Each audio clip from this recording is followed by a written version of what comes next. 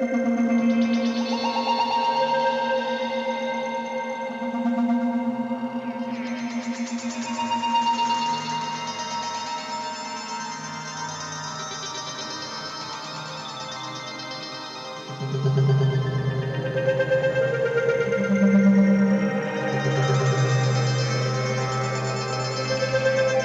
rumble begins long before the tank is clearly visible. At first it feels like distant thunder rolling across the earth, but soon the sound sharpens into the unmistakable growl of armored steel on the move. Across an open field scarred by tracks and churned soil, a Panzer IV advances steadily forward. Its silhouette is angular and purposeful, a product of an era when armor design balanced firepower, mobility, and survivability in brutal real-world combat. As the tank moves, dust rises around its tracks, clinging to the hull and partially obscuring the iron cross painted on its side. This is not just a machine crossing a field, it is a symbol of mechanized warfare that defined the Second World War. The Panzer IV was conceived in the years before the war as a support tank, intended to assist infantry and other armored units by engaging enemy fortifications and strongpoints. Early versions were not designed to duel enemy tanks head-on, but war has a way of reshaping intentions. As conflicts expanded and enemies adapted, the Panzer IV evolved from a support role into one of Germany's primary battle tanks. Watching it advance across the field, you can sense that evolution in its design.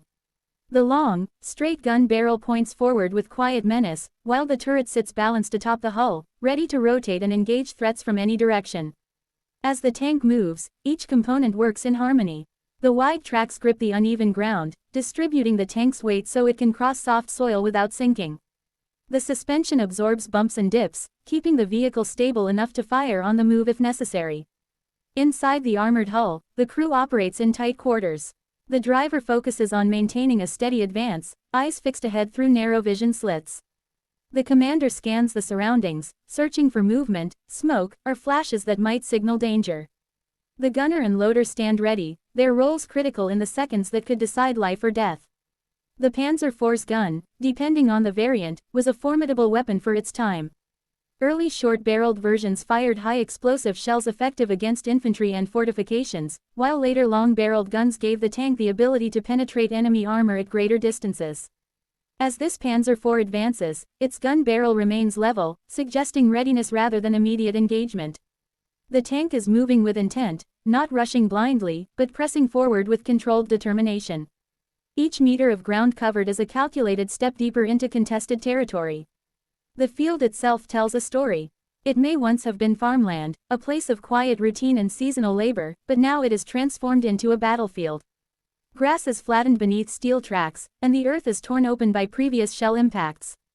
The Panzer IV's movement across this terrain represents the way modern war reshaped landscapes as much as it reshaped societies. Wherever armored columns advanced, the land bore the scars long after the fighting ended. From a distance, the tank appears almost slow, but that impression is deceptive.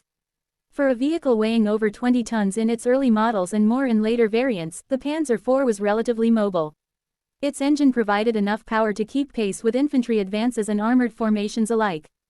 As it crosses the field, the steady speed reflects a balance between urgency and caution.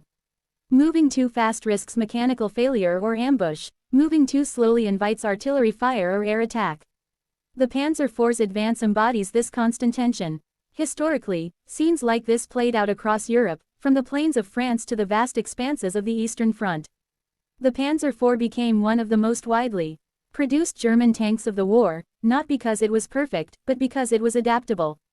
Each new challenge brought modifications. Thicker armor plates bolted or welded onto the hull, improved optics for the gunner, more powerful guns to counter new enemy tanks.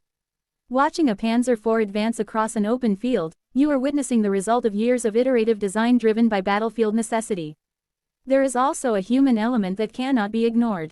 Inside the tank are young men, often in their early 20s, carrying out orders in a conflict far larger than themselves. The steel walls around them offer protection, but also trap heat, noise, and fumes. Communication is shouted or relayed through basic intercom systems. The roar of the engine and the clatter of tracks never truly fade. As the tank advances, the crew's focus must remain absolute. A single mistake could leave the vehicle immobilized and vulnerable. The Panzer IV's presence on the battlefield influenced enemy tactics as well. Infantry learned to fear its gun and machine guns, while anti-tank crews waited patiently for the right moment to strike from concealment. Allied tank crews measured its capabilities against their own machines, learning where its armor was strongest and where it was weakest. Every advance across a field was a test, not just of the tank's mechanical reliability, but of the tactics and training behind it. As the Panzer IV continues forward, sunlight glints off worn metal edges, highlighting scratches and dents earned through hard service. These marks are silent records of past engagements, reminders that this machine has likely seen combat before. Unlike pristine museum pieces, a battlefield Panzer IV carries the wear of constant use. Mud cakes the lower hull, exhaust stains darken the rear, and spare track links are often bolted to the armor as improvised additional protection. Each detail adds to the sense of authenticity and purpose. The advance across open ground is one of the most dangerous moments for any tank. With little cover, the Panzer IV relies on speed, coordination, and supporting units to survive. Infantry may be moving nearby, using the tank as both protection and fire support. Artillery and aircraft pose threats from afar, unseen but deadly. Despite these dangers, the tank moves on, its advance representing the doctrine of armored warfare that emphasized momentum and shock.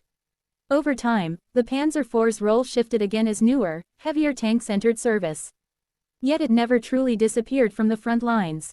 Its reliability and versatility kept it relevant even as the war turned against Germany.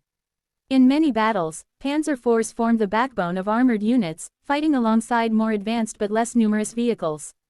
Watching one advance across a field captures that enduring presence, a workhorse pressing forward despite mounting challenges. Today, footage and images of Panzer IVs advancing are powerful historical records. They allow us to visualize the scale and intensity of mechanized warfare in the 20th century. The slow, deliberate movement across open terrain contrasts sharply with the chaos that often followed, when guns fired and explosions tore through the landscape. In this moment of advance, there is a tense calm, a pause before potential violence. As the tank reaches the far side of the field, its tracks leave deep impressions in the soil, physical evidence of its passage. The engine note changes slightly as the terrain shifts, but the forward motion continues. This advance, simple in appearance, encapsulates the essence of armored warfare: steel, firepower, human resolve, and the relentless push forward. The Panzer IV advancing across a field is more than a scene from history. It is a reminder of how technology, strategy, and human experience intersected during one of the most devastating conflicts the world has ever known. Each movement of the tank echoes the decisions made in design rooms, factories, training grounds, and battlefields. As it disappears from view, the image lingers, a powerful symbol of an era when armored vehicles reshaped the way wars were fought and remembered.